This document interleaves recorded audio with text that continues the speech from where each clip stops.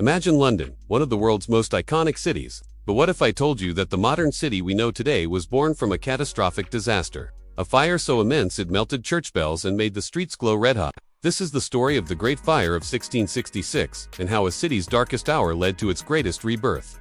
Before the fire, London was a medieval maze. Picture it, narrow, winding streets clogged with people and animals. The houses weren't made of brick and stone, like today. Instead, they were timber-framed, packed together so tightly that the upper floors, called jetties, nearly touched across the street. This design blocked out sunlight, turning the lanes below into dark, cramped tunnels. The city was a tinderbox waiting for a spark.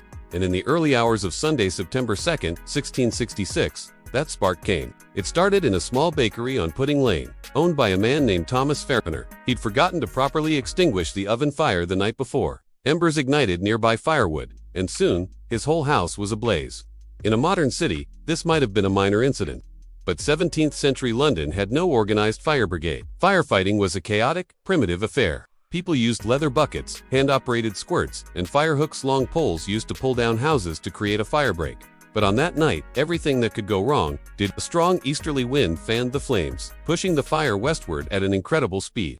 The summer had been long and dry, leaving the wooden buildings brittle and ready to burn. The fire quickly became a raging inferno, jumping from rooftop to rooftop. The closely packed buildings acted like a wick, drawing the fire deeper into the heart of the city. The Lord Mayor, Sir Thomas Bloodworth, was woken and brought to the scene.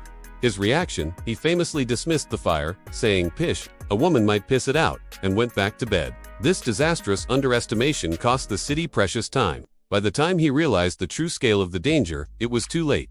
The fire had grown into an unstoppable monster. People panicked. The streets became jammed with residents trying to save their belongings, their carts blocking the way for any organized firefighting attempts. Many fled to the River Thames, loading their possessions onto boats to escape the heat and smoke. The famous diarist, Samuel Pepys, wrote vividly about the chaos, describing the sky as a most horrid, malicious, bloody flame.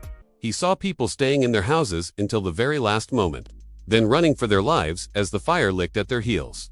The fire burned for 4 terrifying days and nights. It devoured everything in its path. Warehouses along the river, filled with flammable goods like oil, tar, and spirits, exploded, sending fireballs into the sky and spreading the blaze even further. The iconic St. Paul's Cathedral, which people thought was a safe haven because of its stone walls, was engulfed. Its roof, made of lead, melted and flowed like a river down the streets. The great bells fell with a deafening crash. The heat was so intense it was said to have melted the chains on the city gates.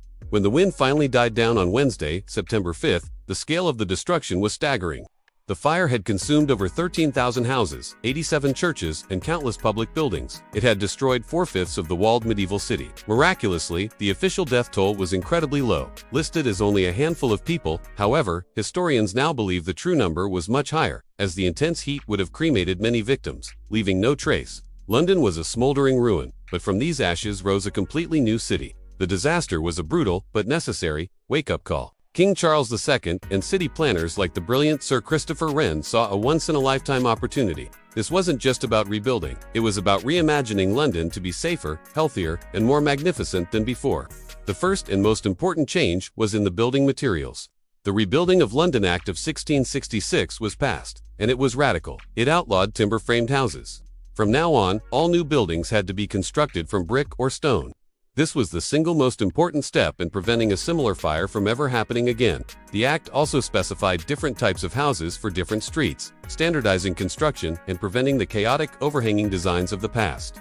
The very layout of the city was transformed. While Wren's most ambitious plan for a grand, grid-like city of wide boulevards, similar to Paris, was ultimately rejected due to complex land ownership issues, the new streets were still made wider and straighter. This not only improved traffic flow but also acted as natural fire breaks. Dark, narrow alleys were replaced with more open, accessible roads. The fire also gave birth to a brand new industry: fire insurance. Before 1666, if your house burned down, you lost everything. But in the aftermath, entrepreneurs saw a need. The first fire insurance company, the Fire Office, was established in 1681. These companies created their own private fire brigades. They would issue a metal plaque, a fire mark, to their customers to affix to the outside of their homes. If a fire broke out, the company's brigade would rush to the scene. If they saw their company's fire mark, they'd put out the fire. If not, well, they might just let it burn. This competitive model eventually evolved into the public, citywide fire services we rely on today. Sir Christopher Wren was tasked with rebuilding the city's churches, including the magnificent St. Paul's Cathedral. His new design, the dome of which still defines the London skyline, was a symbol of the city's resilience and ambition. It was a beacon of hope rising from the rubble. So, the next time you see a picture of London, with its stone buildings and iconic landmarks, remember the Great Fire of 1666. It was a terrible tragedy, but it was also a catalyst for incredible innovation. It forced a medieval city to confront its flaws and embrace modernity. The disaster directly led to the building regulations, urban planning principles, and emergency services that are now standard in cities all over the world. It's a powerful reminder that sometimes, out of the greatest destruction can come the greatest progress. Thank you so much for watching. If you found this story of destruction and rebirth fascinating, please hit that like button and subscribe for more deep dives into the historical events that shaped our world. See you in the next video.